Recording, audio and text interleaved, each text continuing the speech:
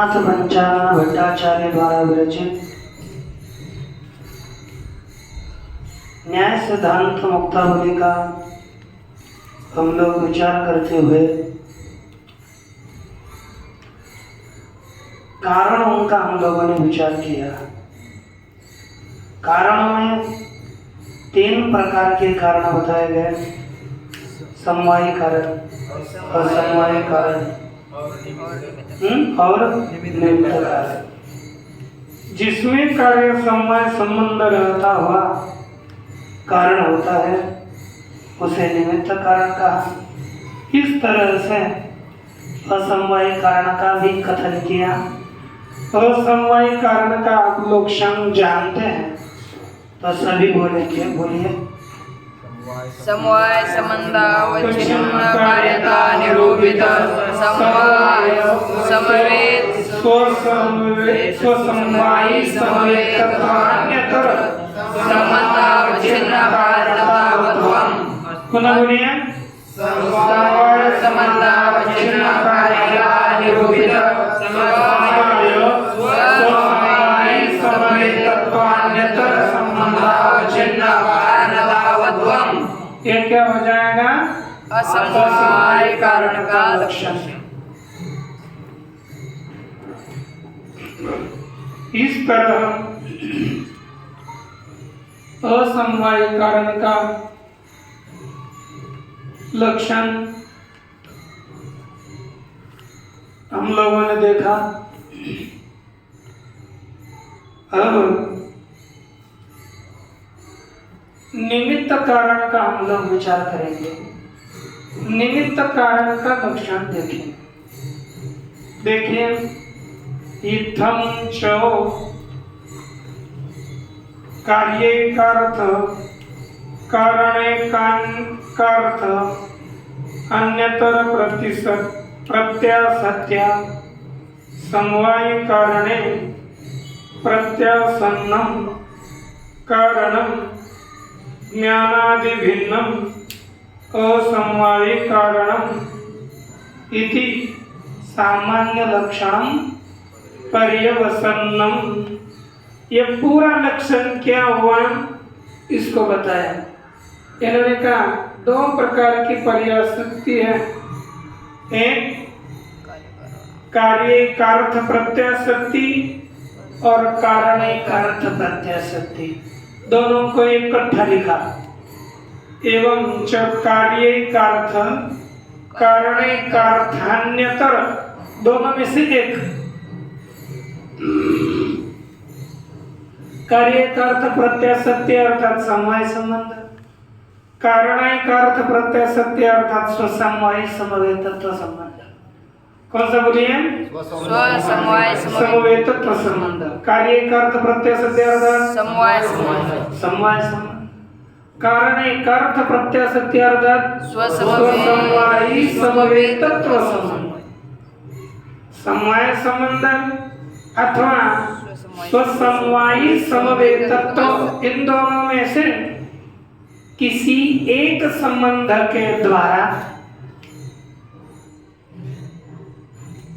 समवायी कारण में रहने वाला जो कारण है उसी को असमवायी कारण कहते हैं। केवल ज्ञान इत्यादियों को असमवायी कारण मानना नहीं।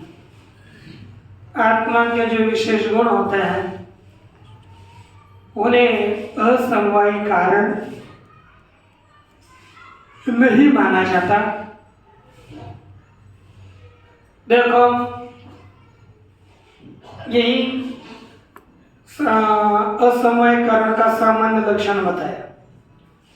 आपको उदाहरण पूर्वक बताया था। समवायी कारण में देखो घट है, घट का समवाय कारण हो गया कपाल।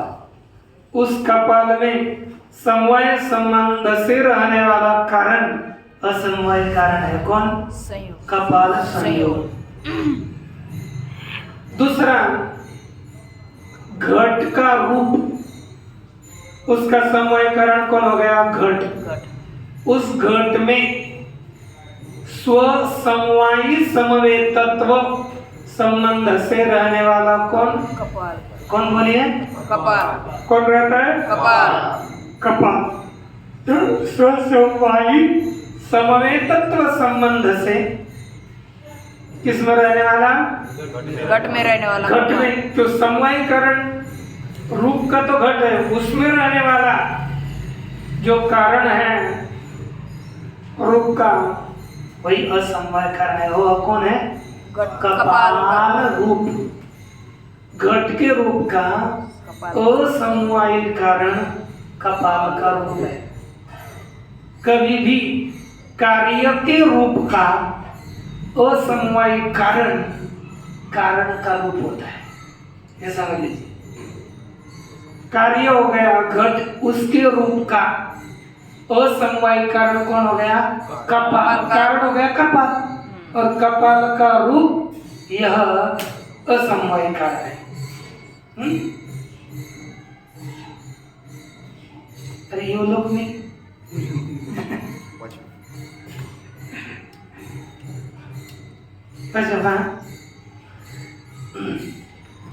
इस तरह ये कार्य कारण का अर्थ प्रत्यय सत्य और कार्य का अर्थ प्रत्यय सत्य। समवायीकरण में रहने वाला कारण उसी को हम असमवाय कारण कहते हैं। इस चीज को 2-4 बार ऐसे दिमाग में लाओगे, कभी कभी 2-3 बार विचार करोगे, ये बदलने वाली चीज नहीं है। इसको थोड़ा समझा लेंगे, बाद में कभी भी चिंतन करके वो समझ में आता है धीरे धीरे। आभ्याम अर्थात आभ्याम से अर्थ लिखना है समवायीकरण और असमवायीकरण से लिखा है। समवायीकरण असमवायीकरणाभ्याम परम का अर्थ है भिन्नम कारणम तृतीयम निमित्त कारणम इत्यर्थः। समवायीकरण और असमवायीकरण से भिन्न दूसरा कारण कौन सा कारण है? निमित्त कारण। इसके बाद आगे और कहते हैं हमें कारण के लक्षण में अन्यथा सिद्धि शून्यत्वम ये पद दिया था। क्या कारण का लक्षण था बताइए? अन्यथा सिद्धि शून्यत्वे सति नियत पूर्ववृत्तित्वम कारणस्य लक्षणम्। किसके नियत पूर्ववृत्ति? कार्य नियत पूर्ववृत्ति। तो बोल सकते हो, कोई समस्या नहीं, बोलिए। अन्यथा सिद्धि शून्यत्वे सति कार्य नियत पूर्ववृत्तित्वम कारणस्य लक्षणम्। अन्यथा सिद्धि से रहित कार्य के नियत निश्चित पूर्व में रहने वाला कारण उसे क्या कहते हैं? कारण से निश्चित पूर्व में रहने वाला ही कारण होता है। लेकिन एक पद दिया था अन्यथा सिद्धि शून्यत्वे सति। कैसा होना चाहिए? अन्यथा सिद्धि से रहित होना चाहिए। कैसा होना चाहिए? अन्यथा सिद्धि से रहित। अन्यथा सिद्धि से रहित। नारायण, ये कैसे होगा तो देखिए। अब अन्यथा सिद्ध कौन कौन है? उससे रहित तो जो कारण होगा, उसको छोड़कर जो कारण होगा वही हमारा कारण मुख्य कारण होगा। अन्यथा सिद्ध नहीं होना चाहिए। तो कौन कौन अन्यथा सिद्ध है इसी का यहाँ पर विचार करते हैं लिखा। तो देखो ये बोलिए श्लोक। येन सह पूर्वभावः येन सह पूर्वभावः कारणमादाय वा यस्य अन्यं प्रति पूर्वभावे ज्ञाते यत् पूर्वभावविज्ञानम् जनकं प्रति पूर्ववृत्तिता अपरिज्ञाय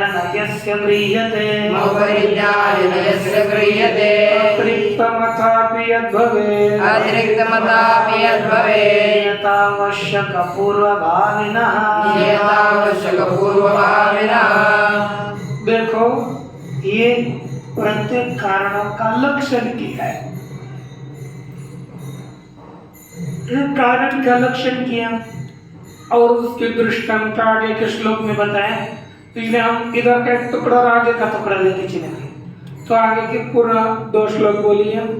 एते पंचान्यथा सिद्धा, एते पंचान्यथा सिद्धा, दंडत्वादिकमादिमं, दंडत्वादिकमादिमं, घटादौ दंडरूपादि, घटादौ दंडरूपादि, द्वितीयमपि दर्शितं, द्वितीयमभिदर्शितं, तृतीयं तु भवेद् व्योम, तृतीयं तु भवेद् व्योम, कुलालजनको परः, कुलालजनको परः, पंचमो राशवादि स्यात्, पंचमो राशवादि स्यात्, एतेष्वावश्यकस्त्वसौ। एतेष्वावश्यकस्त्वसौ। कितने अन्यथा सिद्ध है? 5। कौन कौन? एक देखो, पहला लक्षण क्या? एन सह पूर्व भाव। क्या शब्द लिखा है? एन सह पूर्व भाव। क्या लिखा? एन सह पूर्व भाव। देखो, जिसके साथ एक आधा पदार्थ पूर्व में रहता है वह अन्यथा सिद्ध है। उसके बिना रह ही नहीं सकता। उसके रहेगा तो उसके साथ ही रहेगा। मुझे बताओ, घर दंड है। दंड किसका कारण है? दंड किसका कारण है?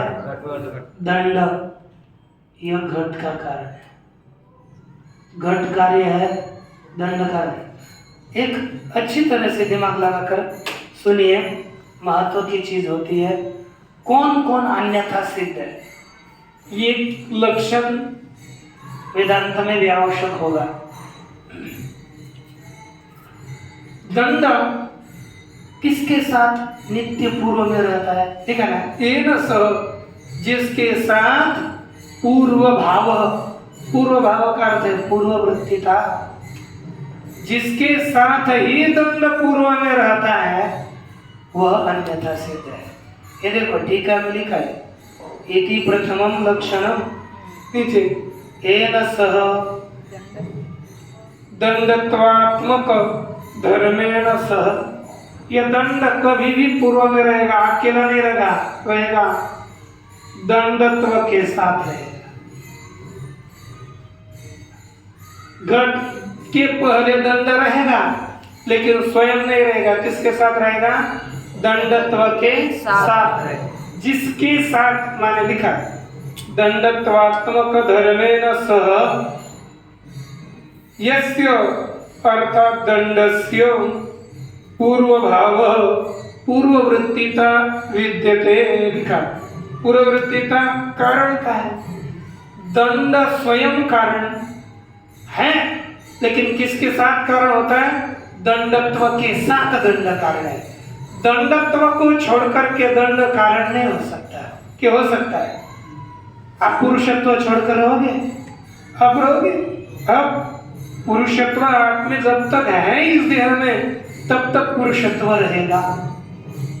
पुरुषत्व छोड़कर रह नहीं सकता। वैसे दंड कारण है लेकिन स्वयं स्वतंत्र नहीं, दंडत्व के साथ पूर्व में रहने वाला दंड है। इसलिए जिसके साथ रहता है वो अन्यथा सिद्ध है। अन्यथा सिद्ध कौन होगा? दंडत्व। घट के प्रति दंडत्व क्या है? दंडत्व कारण है क्या घट के प्रति? दंडत्व रहे नहीं, हम तो क्या कर रहे हैं? दंड चाहिए हमें। तो जिसके साथ दंड पूर्व में रहता है वह दंडत्व अन्यथा सिद्ध है। कौन है? कारण में रहने वाली जाति कार्य के उत्पत्ति में अन्यथा सिद्ध हो न हो कोई लेना देना नहीं। जिसके रहने न रहने से कोई काम बिगड़ता नहीं, कुछ हो है ना, उसको कहते हैं अन्यथा सिद्ध। पूर्व में तो रहता है लेकिन हो न हो हमको क्या लेना लेना देना है। तो पर देखो यहाँ पर कोई आदमी होता है, जैसे कोई बोलेंगे हाँ ये उदाहरण प्रकट होता है, अन्यथा सीधे मैं झूठ थोड़ा ही बोल रहा हूँ।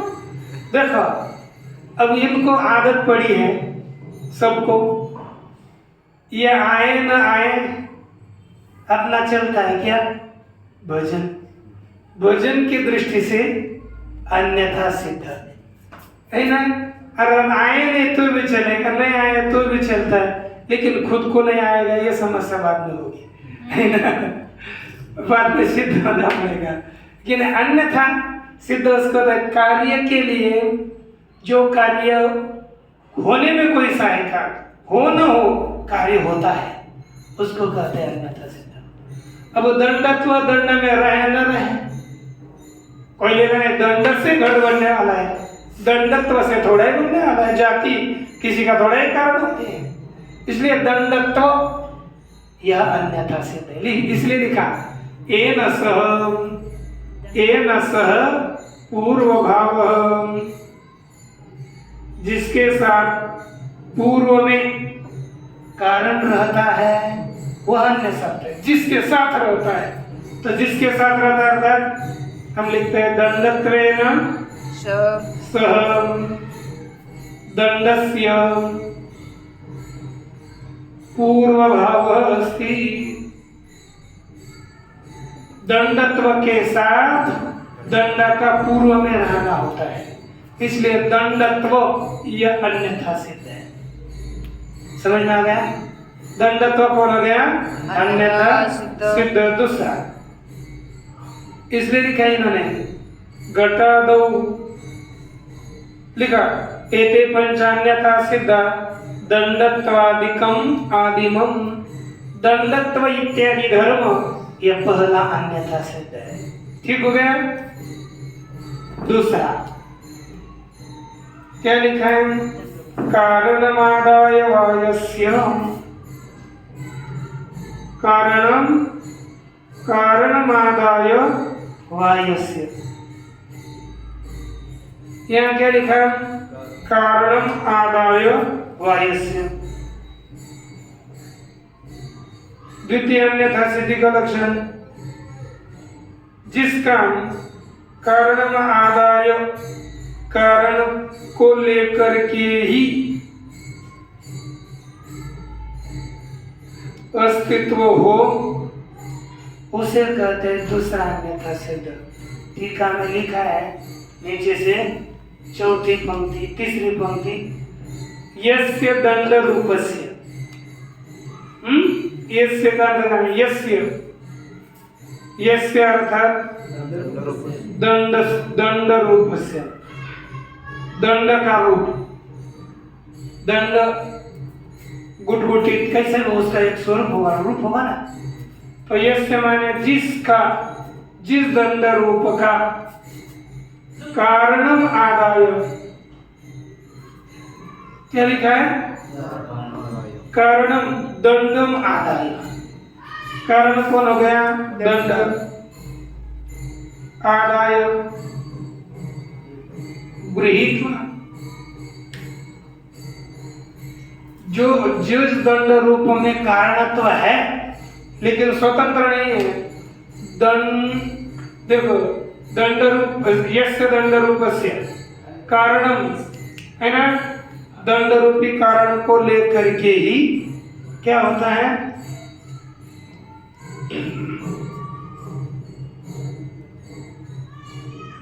कारण तो होता है, वह भी अन्यथा सिद्ध है। आगे लिखा कार्येन घटेन स अन्वय व्यतिरेको भवतः,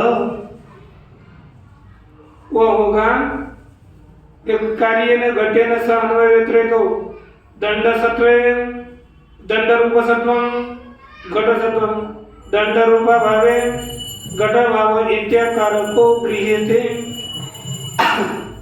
अर्थात का कोई भी एखादा,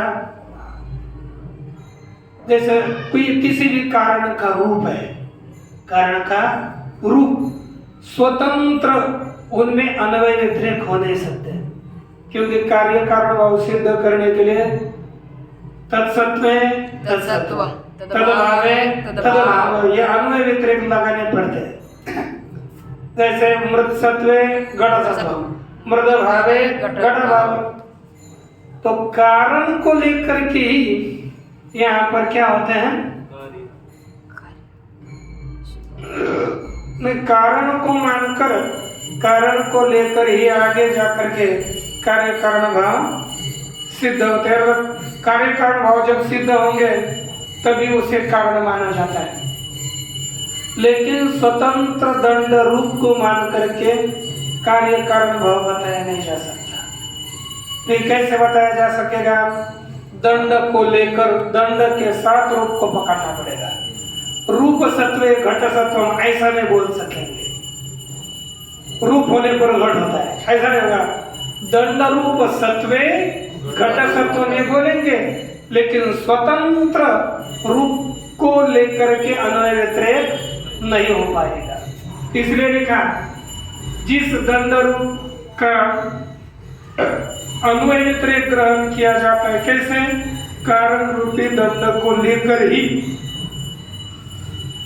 है ना, जिसको कारण सिद्ध करने में उसका कारण लेकर ही अन्वय व्यतिरेक सिद्ध होते हैं, उसे कहते हैं, क्या कहते हैं? अन्यथा सिद्ध। तो दूसरा अन्यथा सिद्ध हो गया दंड का रूप।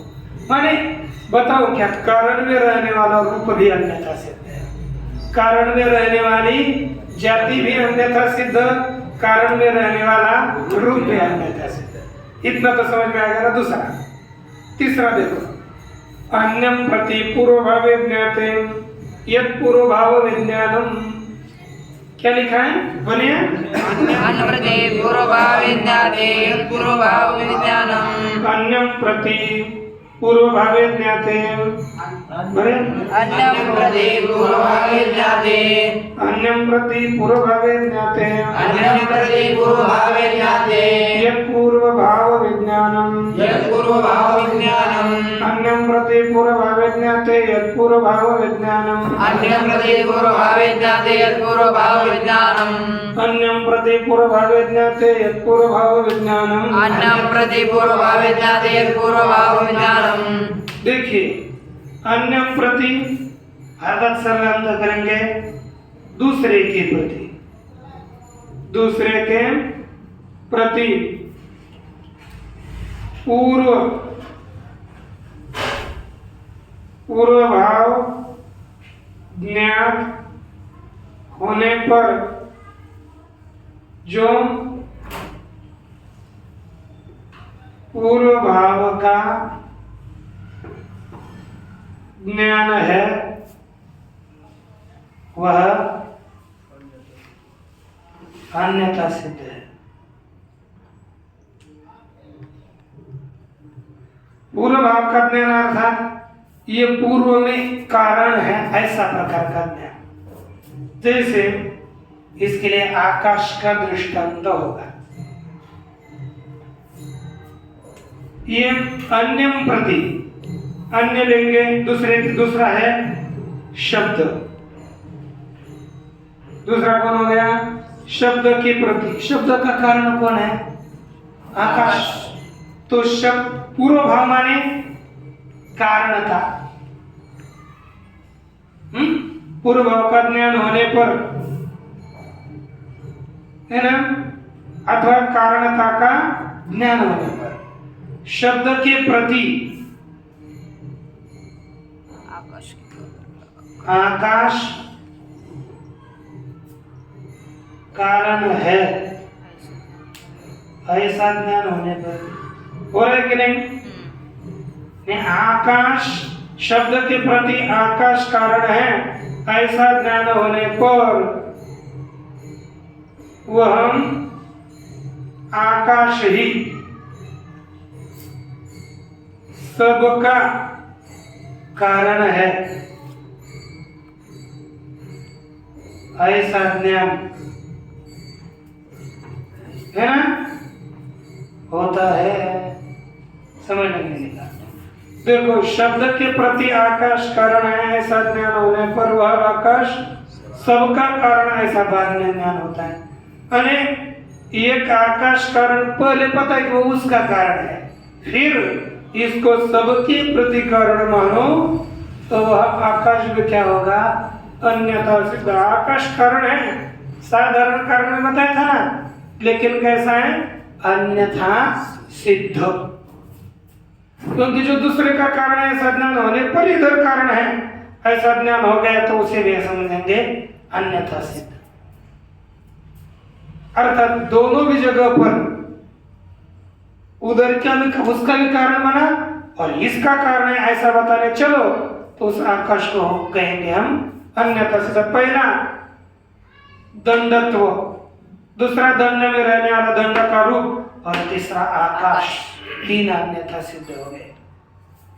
और चौथा देखो, ये लिखा भी है आगे के 21वें इसमें, घटादौ दंड रूपादि द्वितीयम अपि अन्यथा सिद्धम दर्शितम तृतीयम तो भवेद व्योम।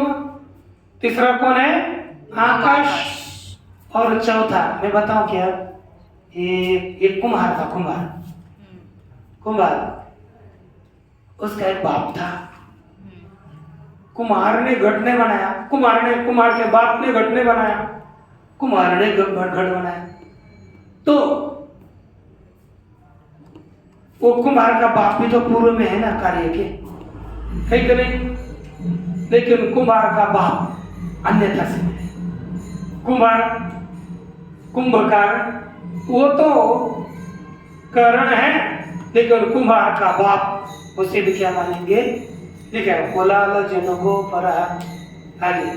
कोलाल का बाप भी घट के प्रति अन्यथा सिद्ध है। उसका व्याख्या 20वें श्लोक में, जनकम प्रति पूर्ववृत्तिताम अपरिज्ञाय न यस्य गृह्यते। क्या लिखा, जनकम प्रति, बोलिए, जनकम प्रति पूर्ववृत्तिता, जनकम प्रति पूर्ववृत्तिता, जनकम प्रति पूर्ववृत्तिता, म परिज्ञाय,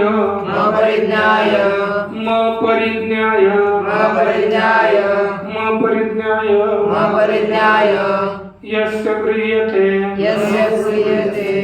जनकम प्रति पूर्ववर्तिता परिज्ञाय यस्य गृह्यते, जनकम प्रति पूर्ववर्तिता न यस्य, ठीक रहा।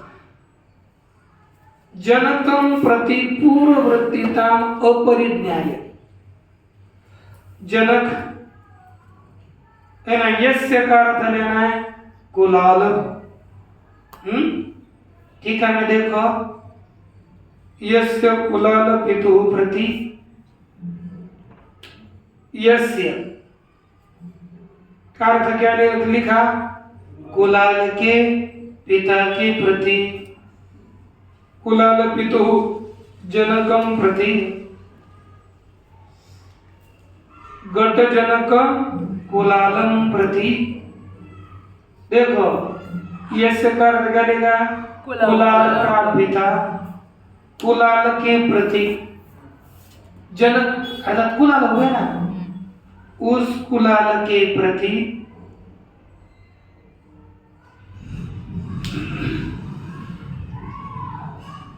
पूर्ववृत्तिताम कारणताम अपरिज्ञाय,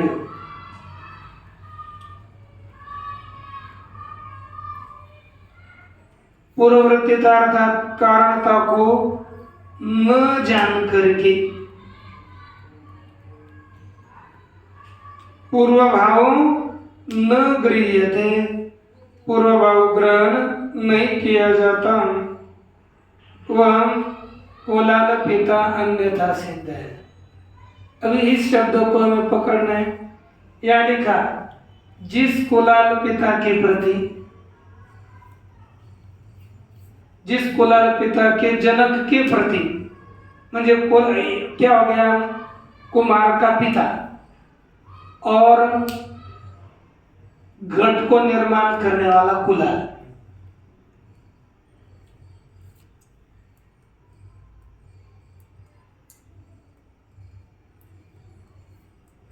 यह पूर्ववृत्ति है, ऐसा न जान करके भी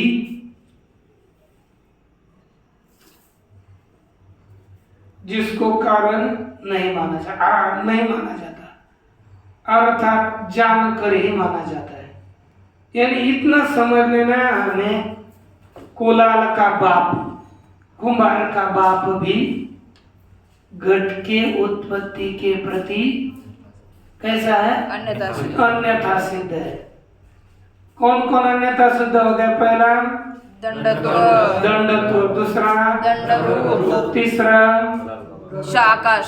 आकाश, चौथा कुलाल पिता।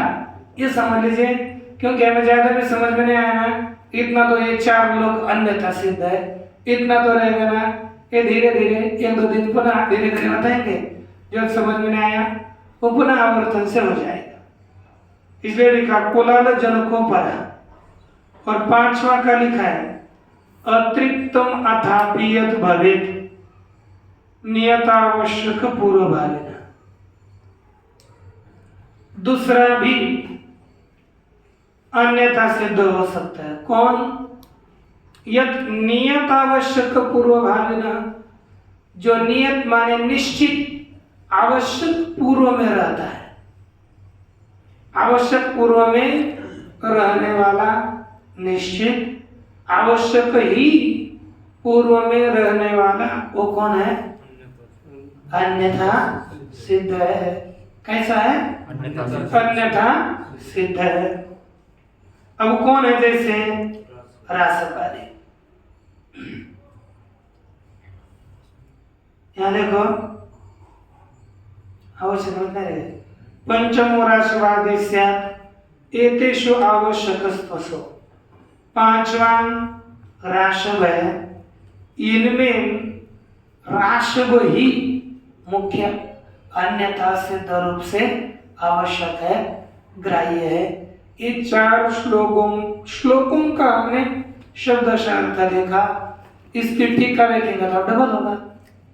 तो देखिए, इदानीम अन्यथा सिद्धत्वम एवं कियताम पदार्थानाम अत कद इदानीम, अब अन्यथा सिद्धत्व ही कियताम पदार्थानाम, कितने पदार्थों में अन्यथा सिद्धत्व है?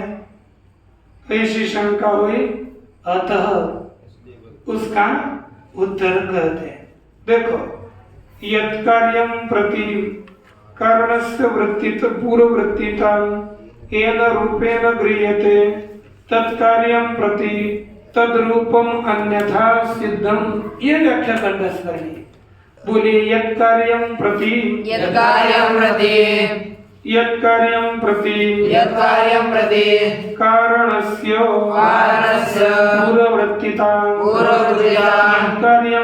कारणस्य पूर्ववृत्तिता कार्यं प्रति कारणस्य पूर्ववृत्तिता येन रूपेण गृह्यते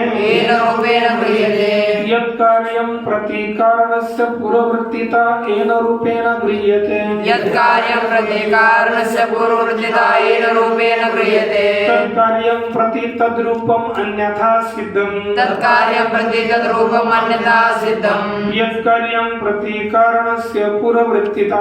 यत् कार्यं प्रति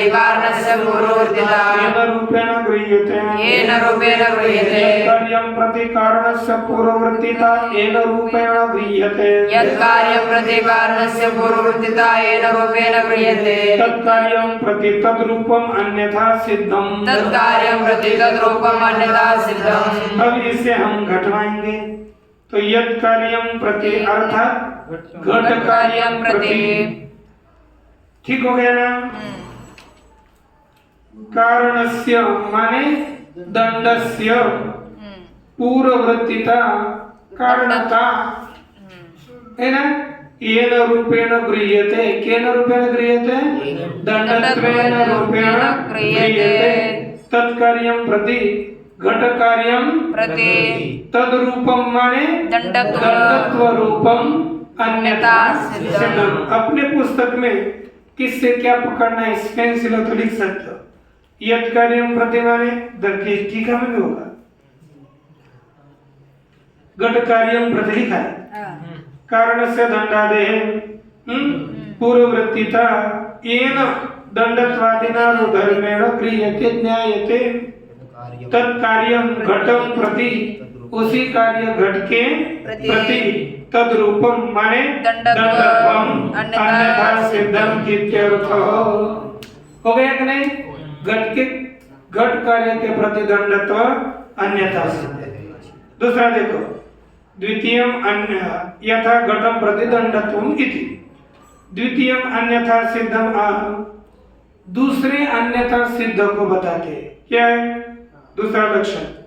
यस्य, बोलिए, यस्य स्वातंत्रेण अन्वय व्यतिरेकौ न स्तः, स्वातंत्रेण अन्वय व्यतिरेको न स्तः, यस्य स्वातंत्रेण अन्वय व्यतिरेकौ न स्तः, यस्य स्वातंत्रेण अन्वय व्यतिरेको न स्तः, किंतु कारणम आदाय एव अन्वय व्यतिरेकौ गृह्यते, किंतु कारणम आदाय एव अन्वय व्यतिरेको गृह्यते, तद अन्यथा सिद्धम, तदन्यथा सिद्धम।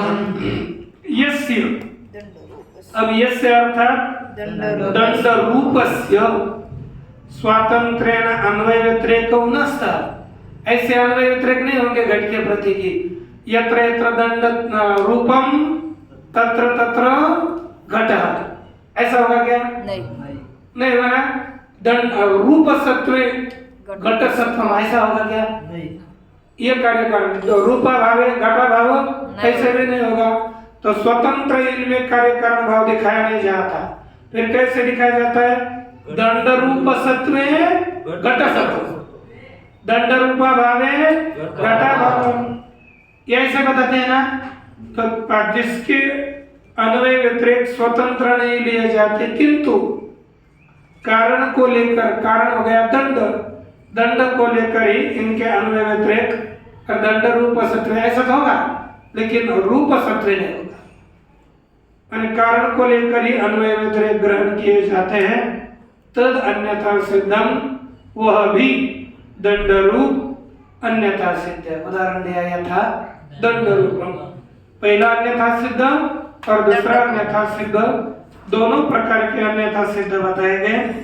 तीसरे चौथे पांचवें इस अन्यथा सिद्धों को कल देखेंगे। ओम